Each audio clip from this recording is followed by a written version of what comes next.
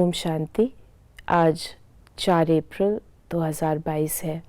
प्यारे बाबा ने हम बच्चों को कहा कि हम कर्म योगी जीवन में हैं, हमें शरीर निर्वाह अर्थ भी कर्म करने होते हैं, लेकिन पुनः आज बाबा ने हमें अपने याद के चार्ट को 8 घंटे तक बढ़ाने की प्रेरणा दी।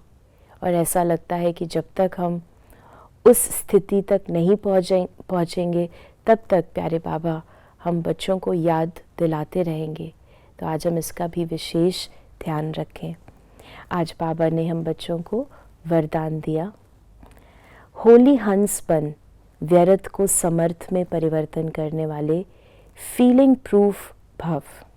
बाबा ने अपनी अनेकानेक मुरलियों में व्यर्थ के कारण बतलाए हैं कि आत्मा की संकल्प शक्ति, समय कैसे व्यर्थ चला जाता है। उसमें एक मुख्य कारण है फीलिंग में आ जाना। कोई भी बात होती है, कोई भी ड्रामा का सीन आता है, कोई कुछ कहता है, और अगर हम उस बात की फीलिंग में आ जाते हैं, अर्थात हम उसे पर्सनली अपने लिए ले लेते हैं, बुरा मान जाते हैं, हर्ट फील करते हैं, तो हमारे अंदर व्यर्थ प्रारंभ हो जाता है। छोटी सी बात इतनी बड़ी हो जाती है, हमारा मूड चेंज कर देगी। मूड चेंज कर देगी तो उमंग उत्साह ख़त्म हो जाता है। उमंग उत्साह ख़त्म हो जाता है तो हम सेवा में भी अपने आप को हाजिर नहीं कर पाते। और साथ ही साथ जब इस प्रकार से व्यर्थ बढ़ता जाता है तो ऐसा भी देखा गया है कि हम अपने श्रेष्ठ भाग्य की लकीर को, श्रेष्ठ भाग्य पर लकीर लगा देते हैं। अर्थात जो अपॉर्चुनिटीज़ हमारे सामने आती हैं हम उन्हें खो देते हैं। तो छोटी सी बात अगर हम फील कर लेते हैं या कोई पुरानी बातों को अपने अंदर रखकर उसके दुख में रहते हैं तो हम समर्थ नहीं बन सकते।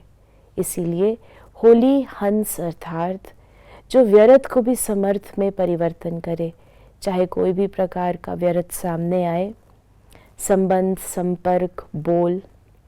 लेकिन मुझ होली हंस का क्या कार्य है कि मुझे उस व्यर्थ में भी समर्थ रहना है। कोई गाली दे, गुस्सा करे तो नेचुरली हम उस बहाव में आ जाते हैं, लेकिन हमेशा ये ध्यान रखें, अगर हम उस बहाव में आ जाएंगे तो हम फीलिंग में आ रहे हैं, हम कहीं ना कहीं हर्ट फील कर रहे हैं, इंसल्टेड फील कर रहे हैं, हमारा ईगो हर्ट हो रहा है और इसके कारण हमारे अंदर व्यर्थ बढ़ता जाएगा।